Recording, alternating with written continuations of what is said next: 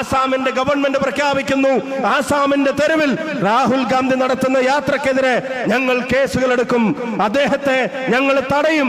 ബിജെപിയുടെ പ്രവർത്തകരുടെ കയ്യിൽ കൊടികളും കൊണ്ട് രാഹുൽ ഗാന്ധിയുടെ വാഹന വ്യൂഹത്തെ തടയാൻ ശ്രമിച്ചവരുടെ മുമ്പിൽ ആ രാഹുൽ ഗാന്ധി ചെയ്തത് എന്താണ് എന്നുള്ളത് ഈ നാട്ടിലെ സംഘ് പരിവാറുകാർ കണ്ടിട്ടുണ്ടാകുമെന്ന് ഞാൻ കരുതുന്നു. സംഘ് പരിവാർ എന്ന് കേൾക്കുമ്പോ, മുട്ടിടിക്കുന്ന സംഘ് പരിവാർ എന്ന് കേൾക്കുമ്പോ ഭരണം നിലനിർത്താൻ തറയിലെഴിയുന്ന അവരുടെ പട്ടികയിലേക്ക് നിങ്ങൾ രാഹുൽ ഗാന്ധിയെ എണ്ണണ്ട.